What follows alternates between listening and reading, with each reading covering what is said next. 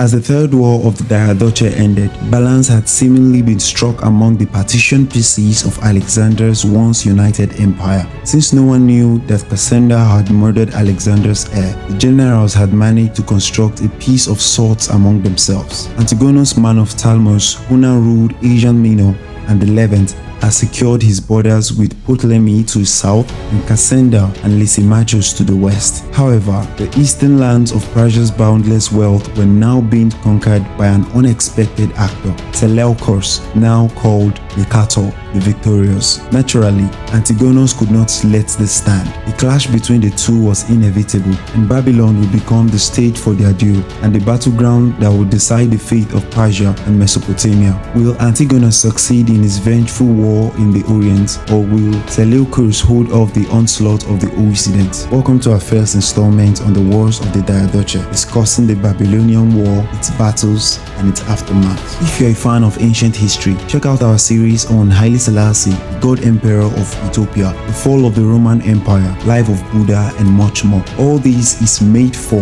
and with generous donations from our backers. So if you're enjoying our content and want to both see more and support the cause of history, consider becoming a YouTube member or patron. Join their ranks via the link in the description and pinned comment to learn our schedule. Get early access to all videos, voting rights on future videos, and much more. You will be able to watch more than 16 exclusive videos today. Thanks for supporting us.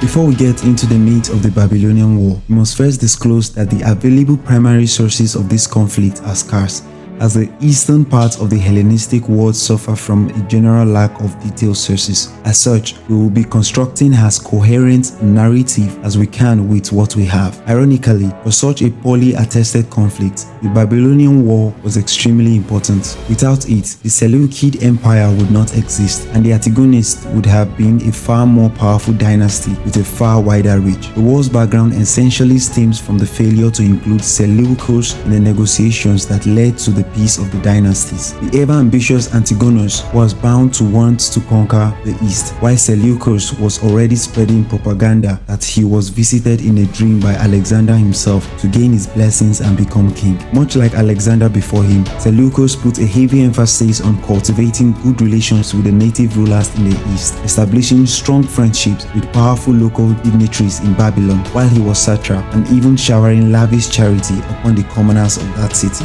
Moreover, he was also the only one of Alexander's generals to actually maintain his Susa marriage with his Sogdian wife, Apama. To increase connection with the Persian nobles, the couple even claimed that Apama was the daughter of the erstwhile Persian king of kings, Darius III.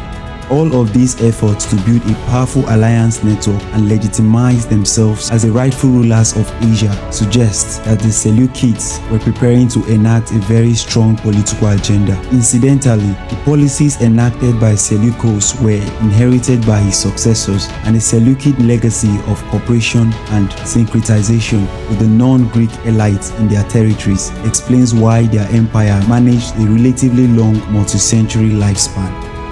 Weary of Seleucus' growing power in Babylon, Antigonus sent Demetrius to the city to sort out the situation. Demetrius marched on Babylon at the command of 19,000 troops, of which 15,000 were infantry and 4,000 were cavalry. Meanwhile, Seleucus had begun his campaign to subdue the eastern satrapies of the now defunct Achaemenid Empire, a campaign of which we know very little. The aim of these campaigns was not just to conquer through force, but also to cultivate relations with friendly satraps. In essence, Seleucus was expanding his power base through both carrot and stick tactics, taking territories that had only been loosely controlled by the former Achaemenid Empire and consolidating them under his rule. This was happening while the peace of the dynasties was being negotiated. Negotiations that Seleucus may have been left out of due to envy and fear among the Diadochi peers that he was becoming too powerful. While Seleucus was absent from Babylon while Demetrius' army marched upon it, he had left a trusted commander, Patroclus, in command of the defense of the city. Patroclus' garrison likely numbered a few thousand men, though our sources do not clarify the exact manpower he had at his disposal. As Demetrius' army marched into the satrapy of Babylon and drew closer to the city itself, Patroclus resorted to two strategies. One was guerrilla warfare, in which his men struck out from various hidden positions, attacking the army as they marched to Babylon proper. The order was similar to Seleucus' siege of Babylon, with Patroclus ordering the flooding of the irrigation canals of the region to delay Demetrius' advance. Ultimately, these measures only slowed Demetrius down, and eventually, the invading army managed to reach the city of the Gate of the Gods. Ahead of Demetrius' arrival, Patroclus had ordered the city's civilian population to flee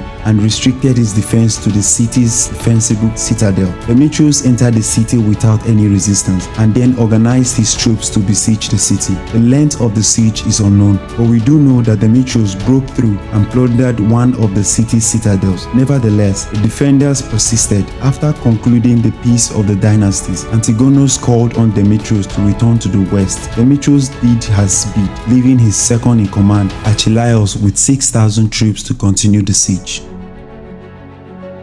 However, news from Persia brought hope to the defenders. Seleucus had solidified control over parts of Persia, and many local satraps now backing him. Thus, he stormed back west to his beloved capital. Entering the satrapy with many troops, Seleucus pushed Archelaus out of the city. After a campaign of reconquest, he managed to convince the enemy troops to defect to his side, forcing Archelaus to escape back to Syria. We know little of what happened during the escape. What we do know is that after hearing the report from Demetrius and Archelaus, Antigonus decided to sort the matter out personally. Seleucus was becoming too entrenched and powerful, and thus he had to be stamped out before he solidified control over Persia and Babylon's endless wealth. Thus, like Alexander's patron god Dionysius, Antigonus resolved to journey east and bring the upstart Seleucus to heel.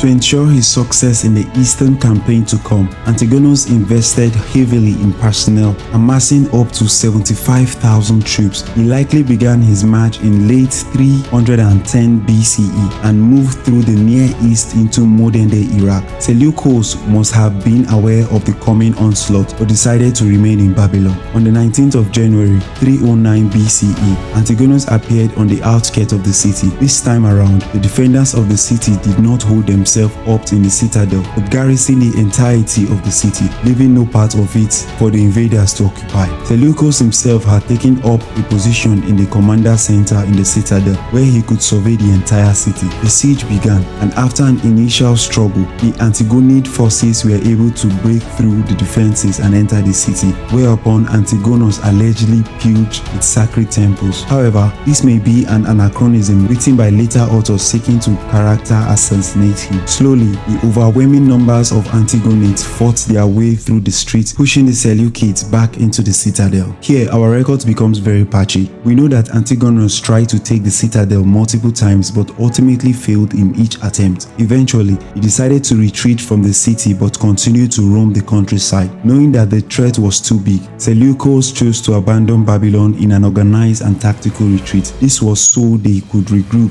and change tactics if needed. Antigonus seized upon this opportunity, and after a long and furious struggle, which had seen his army sustain heavy losses, he seized control of all of Babylon, declaring himself master of the city. Subsequently, his subordinate Archelaus was installed as a satrap of Babylon in order to bring control to the unruly region. As records mention that there was much mystery during this period, we can assume that Archelaus was not kind to the conquered natives, exploiting them heavily for plunder.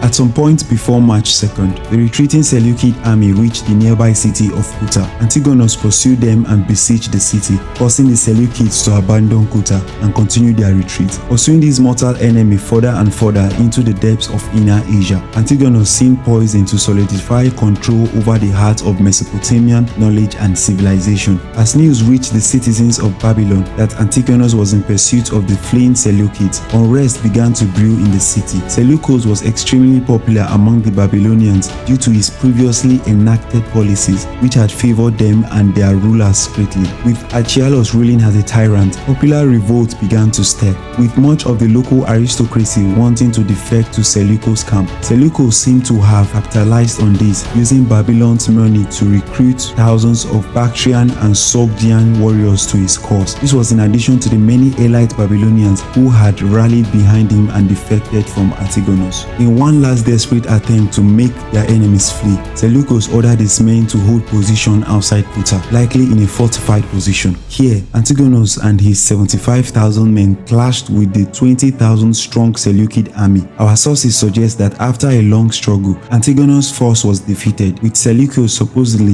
utilizing elephants and the vast Babylonian cavalry to break the back of his opponents, though the numbers suggest that this may be an anachronism. After this brutal and perhaps indecisive conflict, Antigonus was forced to retreat into the heart of Mesopotamia. After hearing reports that Achialos had been defeated in Babylon, Antigonus abandoned his campaign and began his long march back to Asia Minor. Ultimately, the Babylonian War ended with a status quo of sorts, as neither Seleucus nor Antigonus was decisively defeated. However, in the aftermath, we do know that Seleucus managed to establish himself as the true lord of Persia, with most of the local aristocracy backing him, while Antigonus' empire would stagnate. Both would fight and die in the Fourth War of the Diadochi, and Seleucids would continue to rule Persia for centuries. This war had secured Seleucus' position as one of the most powerful men of the post-Alexandrian world. That brings us to an end to our first installment on the wars of the Diadochi. Please consider supporting us on YouTube to learn more about the classical era and its many intricacies. We will be returning to the dark histories of humanity for a while to cover many important events before returning to the Hellenistic world. Stay tuned, subscribe, and press the bell button to see our next video in your feed. Thank you for watching, and we'll see you on the next one.